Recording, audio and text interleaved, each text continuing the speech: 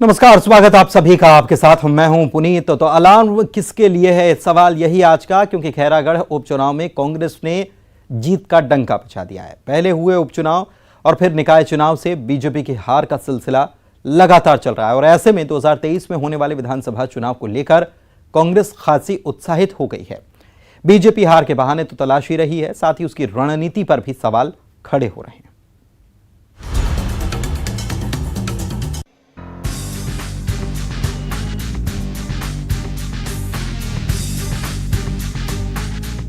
छत्तीसगढ़ में 15 सालों तक सत्ता में रहने वाली बीजेपी एक और उपचुनाव हार गई है। पहले चित्रकूट, दंतेवाड़ा, मरवाही और अब खैरागढ़ उपचुनाव में भी बीजेपी को करारी शिकस्त झेलनी पड़ी है। खैरागढ़ की जंग को जीतने के लिए बीजेपी ने स्थानीय बड़े चेहरों के साथ ही केंद्रीय मंत्रियों को भी प्रचार के मैदान में उतारा था। प्रहलाद पटेल, फग्गन सिंह कुलस्ते सहित मध्य प्रदेश के मुख्यमंत्री शिवराज सिंह चौहान ने खैरागढ़ में प्रचार किया, लेकिन जनता ने कांग्रेस पर भरोसा जताया। खैरागढ़ को जिला बनाने का दांव न केवल चला बल्कि ऐसा चला कि बीजेपी की यहां बड़ी हार हुई। यही वजह थी कि रमन सिंह ने खैरागढ़ को जिला बनाने के ऐलान पर सवाल खड़े किए। 3.5 साल के काम की कहीं ना चर्चा हुई, ना बातचीत हुई, ना कोई मुद्दे थे। ये पहली बार ऐसा हो रहा है छत्तीसगढ़ में कि सरकार अपनी उपलब्धि लेकर नहीं, सरकार अपने घोषणा पत्र लेकर 3.5 साल में वापस जा रही है। तो क्या ये 5 साल के बाद जो चुनाव होने वाले हैं उसमें ये कांग्रेस और कांग्रेस के लोग 90 विधानसभा को 90 जिला बनाने की बात सोच रहे हैं? क्योंकि जिले से उनकी बैतरणी पार होती दिख रही है। बाकी कोई इश्यू है, कोई मुद्दे खैरागढ़ में ना चर्चा में रहे, ना बातचीत में रहे, ना उसकी कोई चर्चा किया। तो ये अजीब स्थिति दिख रही है छत्तीसगढ़ में। रमन सिंह के अलार्मिंग कहने पर सीएम भूपेश बघेल ने तंज कसा। यही नहीं, रमन सिंह के सियासी भविष्य पर सवाल उठा दिए। सुनिए। रमन सिंह बार अलार्मिंग बोल रहे हैं, क्यों बोल रहे हैं अलार्मिंग? उसके लिए अलार्मिंग है क्योंकि अब उसका भविष्य, क्योंकि उसको अपनी मातृभूमि बोला था खैरागढ़ को, और वहाँ बुरी तरह से पराजित हो गया और पूरी ताकत वो झोंके थे। मध्य प्रदेश के भी मुख्यमंत्री को लाए, 2 केंद्रीय मंत्रियों को भी लाए, पूरे प्रदेश भर के नेता वहाँ जुटे और सबसे बुरी हार हारे खैरागढ़ में। तो निश्चित रूप से उसके राजनीतिक भविष्य अंधकारमय दिखाई देता है। राजनांदगांव पर बीजेपी की पकड़ काफी मजबूत रही है। रमन सिंह यहां से लगातार जीत हासिल करते रहे हैं, लिहाजा खैरागढ़ की हार ने बीजेपी की तैयारी पर सवाल खड़े कर दिए हैं। अगले साल होने वाले विधानसभा चुनाव को लेकर बीजेपी की छत्तीसगढ़ प्रभारी डी पुरंदेश्वरी लगातार दौरा कर रही हैं, कार्यकर्ताओं के साथ बैठक कर रही हैं। बावजूद इसके बीजेपी का चुनावों में प्रदर्शन पहले से बेहतर नहीं हुआ है। उधर कांग्रेस जीत को लेकर उत्साहित है और ये दावा कर रही है कि योजनाओं का लाभ जनता तक पहुंच रहा है। यही नहीं, सीएम भूपेश बघेल के ऐन वक्त पर किए गए चुनावी वादे भी असर दिखा रहे हैं। रणनीतिक तौर पर बीजेपी पिछड़ रही है। क्या खैरागढ़ का उपचुनाव सचमुच अलार्मिंग है? और इसका जवाब सियासी दलों के पास बेहतर होगा। Bureau report, news 18। तो किसके लिए ये अलार्मिंग है, जानने की कोशिश करेंगे। हमारे साथ कुछ खास मेहमान इस वक्त जुड़ चुके हैं। अमित श्रीवास्तव कांग्रेस नेता हैं। अमित जी, स्वागत आपका। अमित चिमनानी बीजेपी नेता हैं। अमित जी, आपका भी स्वागत। और उचित शर्मा वरिष्ठ पत्रकार है हमारे साथ। चलिए चर्चा को करते हैं शुरू। और अमित चिमनानी जी, सबसे पहले मैं आप ही के पास आता हूँ, थोड़ा सा समझाइए कि कैसे यह अलार्मिंग सिचुएशन है कांग्रेस के लिए।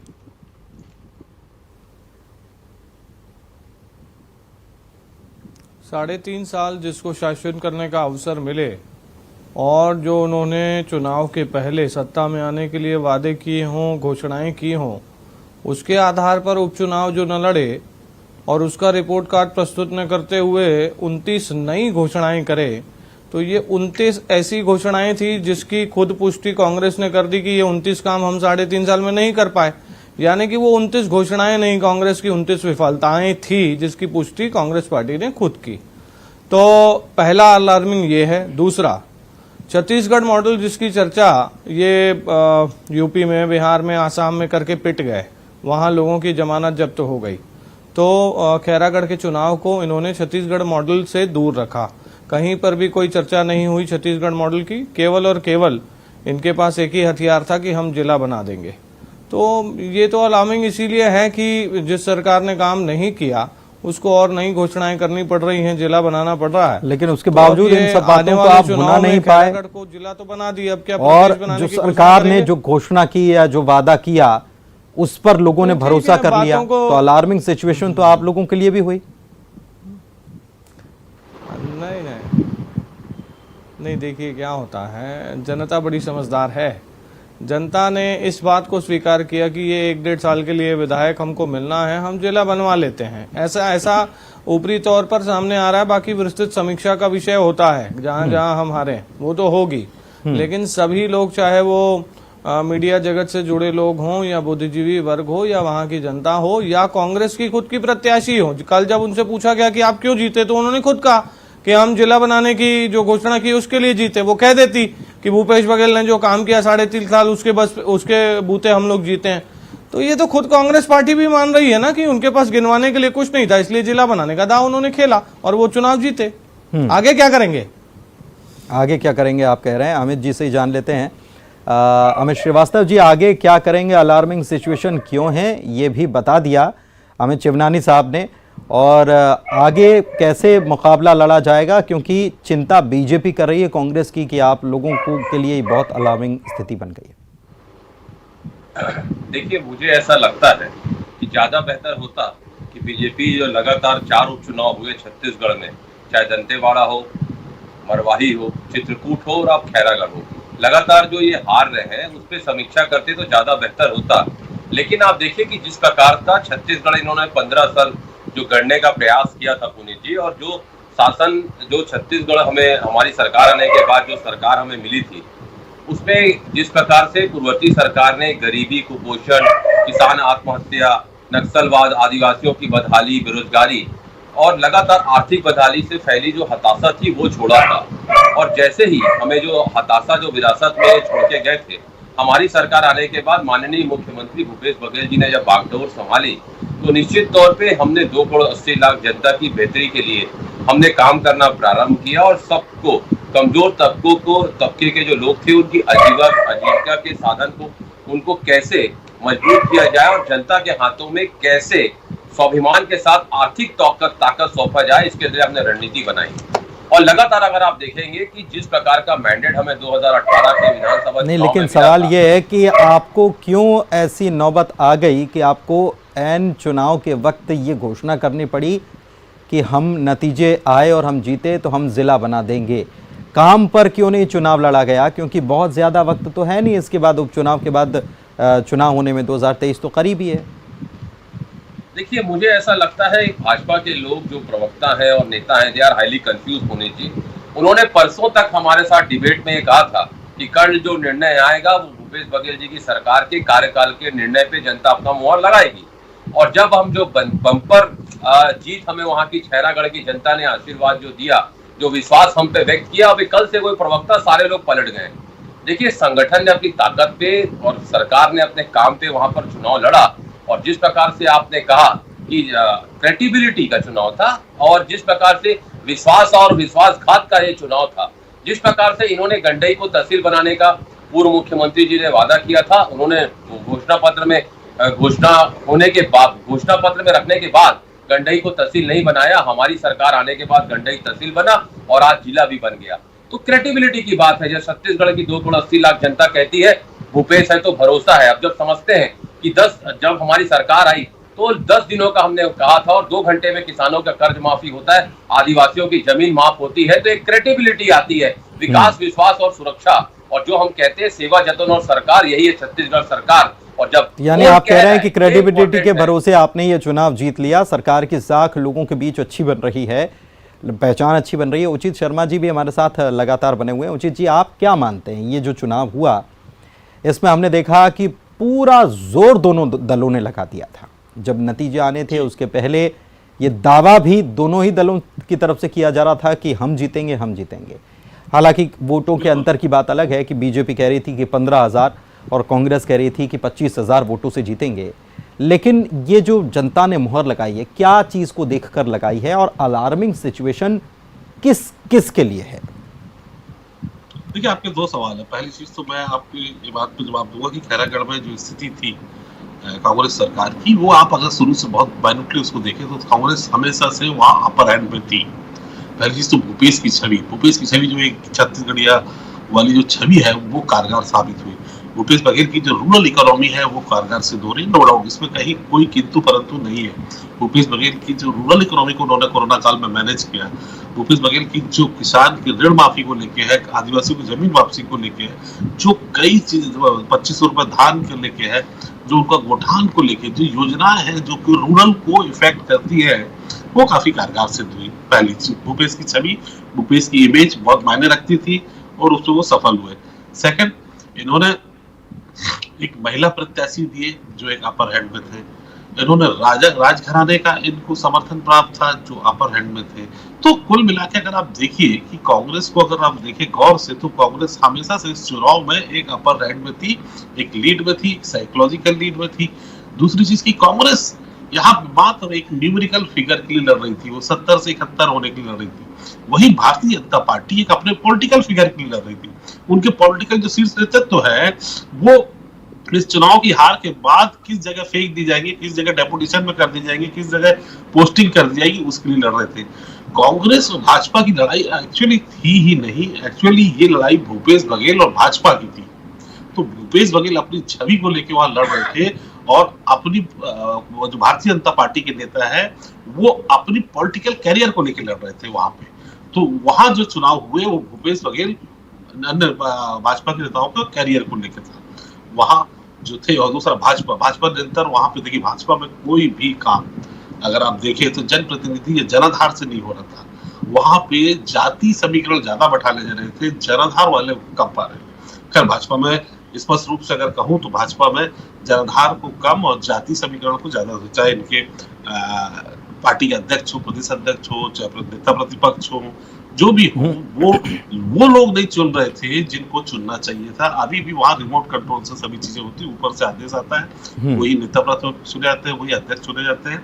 और एक पर्टिकुलर कोठरी वहां काम कर रही थी, वह रमन सिंह के अपने अस्तित्व अपनी लड़ाई लड़ रहे थे। रमन सिंह का एक अपने अभी भी वो मुख्यमंत्री के औरा से बाहर नहीं निकल पाए हैं, मुख्यमंत्री के प्रोटोकॉल से अभी भी बाहर नहीं हो पाए हैं, जनमानस के साथ वो जोड़ नहीं पाए, कार्यकर्ताओं के साथ वो जोड़ नहीं पाए, कार्यकर्ताओं के साथ उनका लगाव हो नहीं पाया।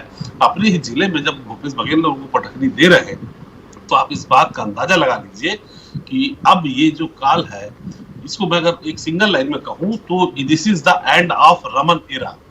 ये रमन काल आप यहाँ पे खत्म होता नजर आ रहा है। अमित चिवनानी साहब के पास चलते हैं, जो आप बात कर रहे हैं उसी को थोड़ा सा और आगे बढ़ाते हैं। अमित जी, ये आपने सुना उचित जी क्या कह रहे हैं। सवाल ये भी कि अगर छत्तीसगढ़ के स्थानीय कांग्रेसी नेता वहाँ पर जुटे हुए थे, मुख्यमंत्री भूपेश बघेल लगातार सभाएं कर रहे थे, तो छत्तीसगढ़ बीजेपी के नेता भी तो जुटे हुए थे। आपने तो बाहर से भी नेताओं को बुलाया और वहाँ से जो केंद्रीय नेतृत्व आया या पड़ोसी राज्य से मुख्यमंत्री को बुलाया गया, नतीजा बहुत कुछ खास नजर नहीं आया, बल्कि वहाँ तो वोट भी कम मिले उन इलाकों में, ये भी खबर है।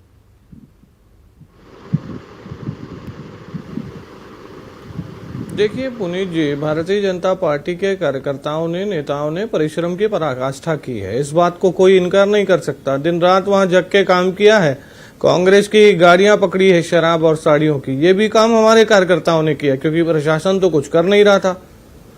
तो परिश्रम हमने किया, उसका हमको क्यों नहीं परिणाम मिला, उसका एक ही कारण हमें अभी फिलहाल मालूम पड़ता है। मैं अमित श्रीवास्तव जी को भी सुन रहा था, मैं उचित जी को भी सुन रहा था, दोनों ने बहुत सारी जीत के कारण गिनाए, लेकिन अभी चुनाव से पहले आप 50 डिबेट निकाल के देख लीजिए सबके, तो सभी जो पत्रकार बंधु हैं वो ये कहते हुए नजर आए कि वैसे तो बीजेपी बहुत मजबूत है, लेकिन एक जिले का कारण हो सकता है कि चुनाव उससे पलट जाए। और जब कांग्रेस के नेता भी बात करते थे तो कहते थे कि बस आप हमें बना दीजिए, हम बस अगले 6 घंटे में, अगले 24 घंटे में जिला बना देंगे। इसके अलावा दूसरी बात नहीं करते थे। अभी जितना कांग्रेस के नेता गिना रहे थे ना कि ये भी किया वो भी किया, तो इसको खैरागढ़ में गिनाना चाहिए था ना, और इसी के दम पे आप लड़ लेते। जिले की आपको दाव नहीं खेलना पड़ता ना। तो जहां पे जिले का दाव खेला गया वहीं ये मालूम पड़ गया कि और बाकी चीजें फेल हो गई। काम के आधार पर वोट मांगना मुश्किल हो गया। जनता को क्यों नहीं पता चला? मुख्यमंत्री को स्वयं हर 3 किलोमीटर में सभा लेनी पड़ गई। 70 विधायक, 200 पूर्व विधायक आप रहे। लोगों के द्वारा जब ये बात हम आज जो डिबेट में कर रहे हैं, जो आप मुद्दे गिना रहे हैं, ये तो बीजेपी बहुत करीब से देख रही थी। समझ रही थी, क्यों नहीं जनता को बता पाई बीजेपी? क्या यह अलार्मिंग सिचुएशन नहीं है कि बीजेपी जनता को अपनी बात जो नजर आ रहा है सिनेरियो वो पहुंचा पाने में सक्षम नहीं है? क्या लगता है बीजेपी को ऐसा? पुनीत जी, भारतीय जनता पार्टी ने 15 सालों में खैरागढ़ में क्या काम किया, इसके लिए 36 बिंदु बड़े बड़े काम, जिसमें खैरागढ़ को नगर पालिका बनाना भी शामिल था, इसका एक पत्र और साथ ही कांग्रेस की विफलताओं का आरोप पत्र भी जनता तक पहुंचाया। लेकिन ये जनता को पुनीत जी तय करना होता है कि वो किन विषयों को गंभीरता से ले रही है। जनता में कहीं ना कहीं ये मैसेज था और ये अभी कई एंगल से सामने खबरें बाहर आ रही हैं कि जनता ने जहां 1 साल का ही 1.25 साल का ही विधायक है, हम पहले जिला बनवा लेते हैं खैरागढ़ को। तो ये एक ऐसा विषय है जिला बनाने का जो हर विषय से ऊपर जनता ने स्वीकार किया। इसकी विस्तृत समीक्षा होना तो बाकी है, लेकिन अभी सभी के मुंह से यही सुनाई पड़ रहा है। नहीं तो अमित जी, इसमें सवाल फिर ये जुड़ जाता है कि अभी तो अगर मतदाता इतना समझदार है कि अभी तो जिला बनवा लेते हैं, वोट दे देते हैं, और फिर जब जिला बनाने का ऐलान हो गया तो फिर इन्होंने तो वादा किया था, देखो पूरा कर लिया, तो फिर तो अगले साल आपके लिए, अगली दफा आपके लिए और चुनौती बढ़ जाएगी। नहीं पुनीत जी, देखिए, जिन जिलों को बनाया अभी इससे पहले, खैरागढ़ से पहले, वहां पे अधिकारी तक नियुक्त नहीं कर पाए। देखिए, जिला बनाना कोई ऐसा कोई परिश्रम का काम नहीं है, घोषणा करनी है, कुछ डॉक्यूमेंटेशन करना है, जिला बन गया। ऐसे ही तो 3.5 साल पहले शराबबंदी करने का वादा था, हुई क्या? बेरोजगार युवाओं को भत्ता देने का वादा था, संपत्ति कर हाफ करने का वादा था, कई घोषणाएं अधूरी हैं।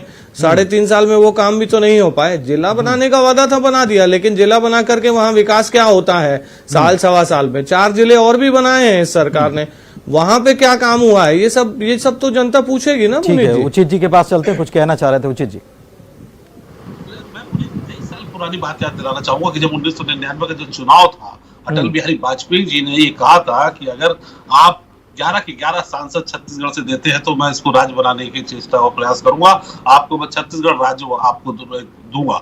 और उन्होंने अपना वादा निभाया भी। तो मतलब ये चीजें राजनीति में चलती रहती है, ये पूर्व में भी होता है था, वर्तमान में भी होता है। ये केवल एक्सक्यूज आप एक ऐसा नहीं दे सकते कि जिला बनाने का एक इनका मास्टर स्ट्रोक कारगर सिद्ध हुआ है और उस कारण वो जीत गए, क्योंकि ये चीजें अटल बिहारी वाजपेयी जी ने भी कही थी 1999 और उन्होंने किया भी। तो मैं 1 मिनट के लिए अपनी बस बात रखना चाहता था, आप अमित से सवाल पूछ सकते हैं। ठीक है, ठीक है, आप ये कह रहे हैं।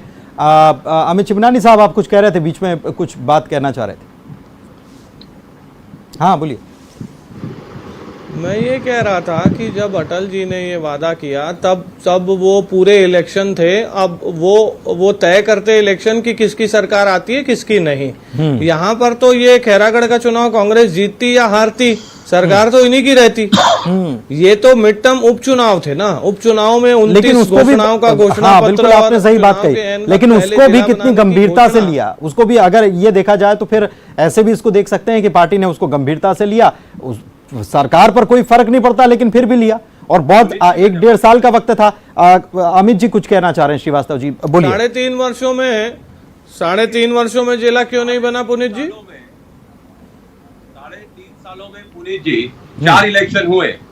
आज देखिए कैसे ये बहाना बनाते हैं भाजपा के लोग, क्योंकि छत्तीसगढ़ में भाजपा पूरी तरीके से मुद्दाविहीन हो गई है और छत्तीसगढ़ मॉडल जो पूरे देश में पसंद किया जा रहा है। 4 चुनाव यहाँ पर, चारों उपचुनाव हुए और हमारा प्रतिशत 100% रहा, चारों इलेक्शन हमने जीता। आज ये बहाना कर रहे हैं कि आपने जिला बनाने की घोषणा की तो जनता ने जिता दिया। भाई, हमने दंतेवाड़ा में तो कोई ऐसी घोषणा नहीं की थी, उसके बाद हम प्रचंड बहुमत से जीते, चित्रकूट में जीते, मरवाही में जीते।